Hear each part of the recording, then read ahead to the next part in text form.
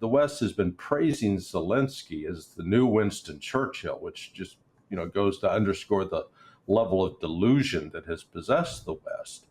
But now you're getting in all quarters, in Washington and London, and Germany, and throughout the rest of NATO, these recriminations being expressed about Ukraine's failure to press the counteroffensive, failure to listen to the advice of the West, that they're always begging for more. So this is starting to become a more common thing. So I think the next natural step, whether the CIA does it or the CIA encourages somebody to do it, I don't think Zelensky's long for the world. He's not the kind of guy that I think is going to be allowed to go off into exile where he'll be sunning himself down in Miami Beach. Breaking news! President Zelensky is about to be assassinated by Joe Biden.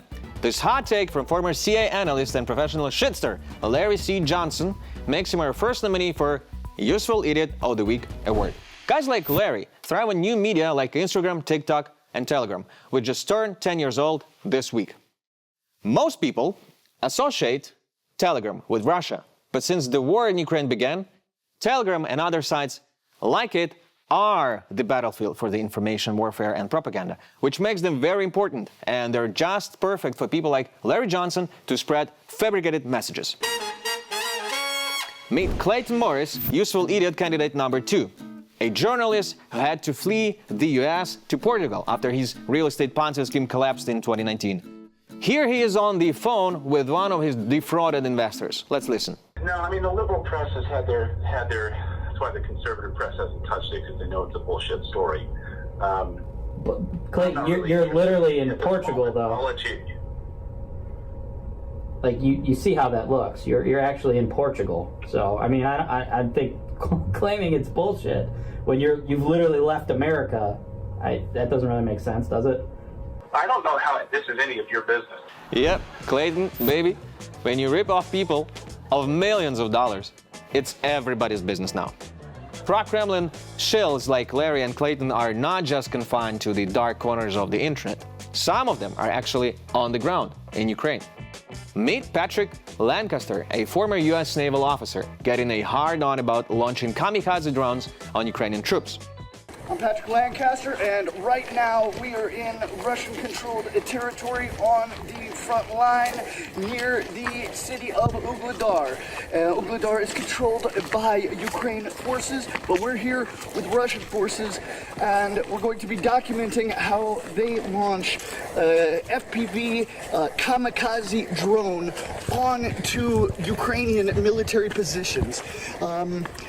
This is something we haven't seen before, and we're happy to bring this to you just because we believe you deserve to see things on both sides of the line. It's called Vuhledar, you prick. Don't let the press badge fool you.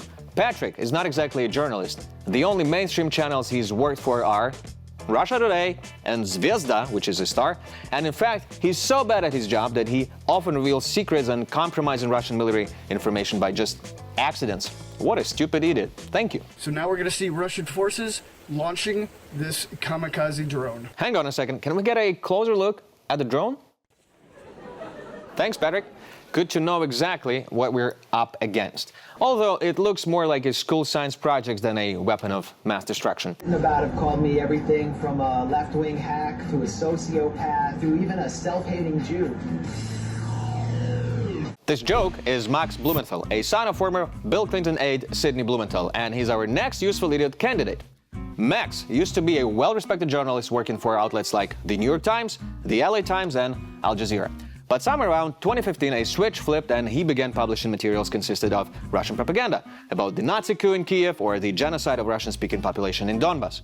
Taking leave of his gray matter, he set up a far-left website called The Gray Zone, which has downplayed Chinese persecution of the Uyghurs and Assad's human rights abuses in Syria.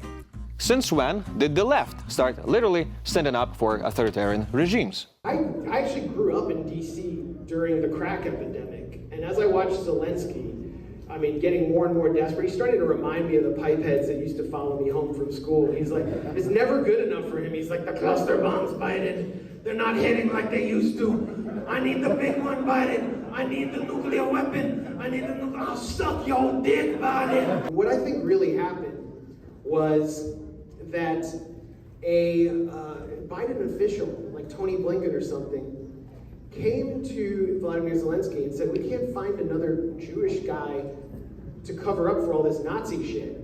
We're just gonna have to get like a Nazi guy in there. So you have to stay in there for as long as possible. Zelensky's Jewish. And Zelensky was like, okay, just gonna keep it going. I think at this point the word Nazi has begun to lose its meaning. So let me just ask you this. Do Nazis have a free press, democratic elections, freedom of speech, meaningful political opposition? Because Ukraine has all those things. You know who doesn't? A f***ing Russia. And I guess China and Saudi Arabia and, well, the list actually goes on, so a lot. But we in Ukraine are fighting to defend our country, our homes, our families. And Ukraine has never once asked for the US or UK or any of our allies to fight this war for us. All we have asked is to give us the things we need to win. So yes, we want cluster bombs. Yes, we want F-16s. No, we don't want nukes.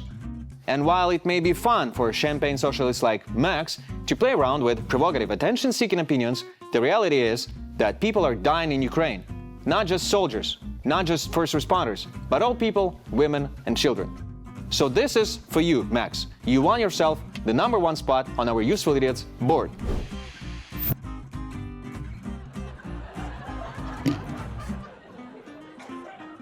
If you want to help us pick the next winner, send your favorite examples of pro-Russian propaganda to info@europeanedge.show, and we'll use them on air.